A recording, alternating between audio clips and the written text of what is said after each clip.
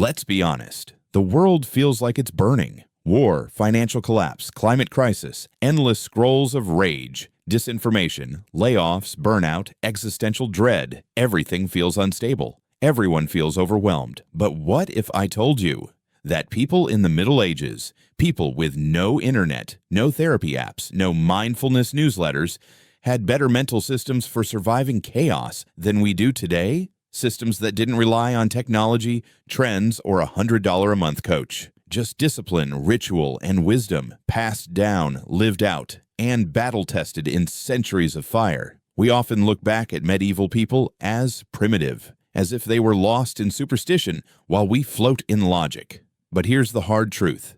They endured more chaos than most of us can imagine. Plagues, invasions, famine, collapse, religious persecution, and yet no mass breakdowns, no global anxiety epidemics, no burnout memes. Why? Because they built mental structures that could hold their inner world together, even when the outer world fell apart. Today, I'm going to walk you through 3 of those systems. Each one has something urgent to teach us about how to live in chaotic times and how to keep your soul intact when everything else is collapsing. Discipline is not restriction, it's refuge. In 529 AD, in the crumbling ruins of the Roman Empire, a monk named Benedict of Nursia looked at the chaos around him and decided, if the world is falling apart, I will build a world within. And so, he wrote a book. Just a short guide, really.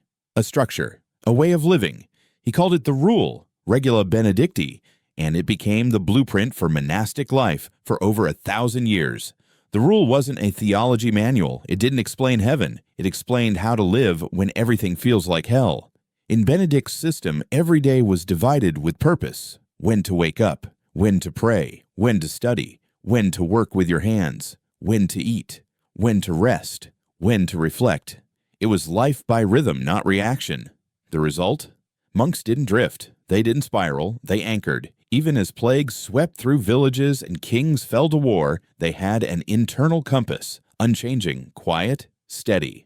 Fast forward to now. What do most of us do when life spins out of control? We binge. We doom scroll. We spiral into choice overload. We search for meaning in a mess of notifications. But what Benedict knew, and what modern psychology now confirms, is that when the external world is unstable, the internal world craves structure, not to be controlled, but to be held. Think of the Rule not as a religious ritual, but as mental scaffolding, a way to support your thoughts so they don't collapse into chaos. That's why many trauma survivors, elite athletes, even astronauts use structured routines, not as performance hacks, but as mental architecture. Discipline is not the enemy of freedom. It's the container that gives freedom form. Try this. Create your own rule. Start small. Wake up time. A 10-minute stillness moment. A daily input window where you read something real. An evening ritual that ends the day with intention, not exhaustion. You don't need 100 rules. You need one strong rhythm to hold when everything else breaks. Memento mori, remembering death to awaken life. In the 14th century, the Black Death ravaged Europe. Entire towns vanished. People would wake up, find half their village dead, and keep moving. Not because they were numb, but because they had already made peace with death. They weren't obsessed with dying. They were focused on living well because they remembered how fragile life really was. They carried skull carvings in their pockets, painted skeletons on church walls, wrote poetry about impermanence. Their lives were built around a quiet but constant whisper, memento mori. Remember, you will die. Sounds dark, right? But here's the twist. This wasn't about despair. It was about clarity. When you know your time is limited, it changes everything. You stop chasing empty validation. You stop waiting for someday. You stop arguing over trivial things. Instead, you prioritize what truly matters. Psychologists now call this mortality salience. It's the shift in your mindset when you contemplate your death. Surprisingly, it doesn't depress you. It focuses you. And medieval people had built-in reminders everywhere. The toll of the church bell, the funerary art, the sudden plague. Today, we run from death, We hide it behind hospital curtains, filter it out of our social feeds, replace it with distractions, likes, and fake urgency. And yet, we're more anxious than ever, because when you avoid death, you lose your perspective. Memento mori is not about thinking you'll die soon. It's about thinking you're not immortal. Practice it. Write down what you'd regret not doing this year. Visit a graveyard in silence. No phone. Reflect on what habits are killing your time and your soul. Not just what's distracting you, but what's slowly dulling your mind, eroding your purpose, eating away at your energy without you even noticing. When you realize you're not promised tomorrow, you start showing up better today. You stop waiting for the perfect time. You stop postponing your real life for after the chaos ends. You begin here. Now that's not morbid, that's clarity. That's the kind of vision medieval minds lived by, not because they were dark, but because they understood how to walk through darkness. Ordo amoris, fix the order of what you love. St. Augustine, one of the greatest minds of late antiquity and a giant in medieval philosophy, didn't say, "Don't love." He didn't preach detachment from life or emotion. Instead, he gave us something more profound, a way to love wisely. He called it Ordo amoris, the order of love. His idea was simple and radical. You are what you love. But even more important, you become what you love in the wrong order. Think about that.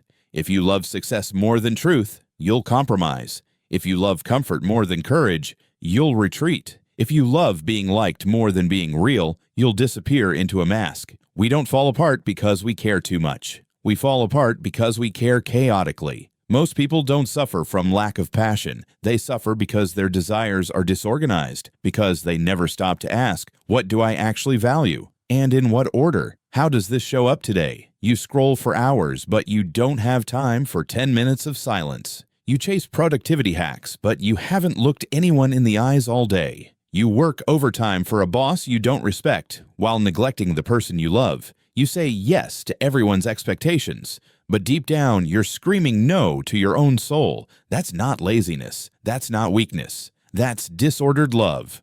Ordo amoris gives you a tool to untangle that knot. It's not a quick fix. It's a lifelong practice, a compass you return to again and again. Try this simple reset. Write down 5 things you truly love. Not what you're supposed to love, not what looks good on a resume, but what moves you, what nourishes you, what matters when the noise fades. Now rank them, not by excitement or novelty, but by endurance, by what you'd still want when the power's out and the internet's gone. And then ask, where do my time, money, and attention actually go?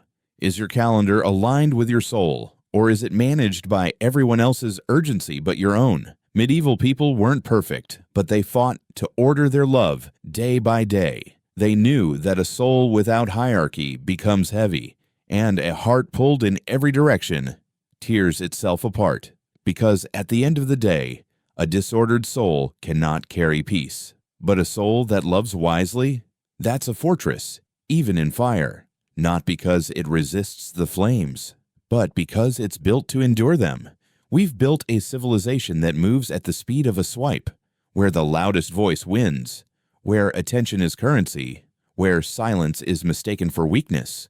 We measure worth by view counts, urgency by red dots, wisdom by whoever sounds the most certain.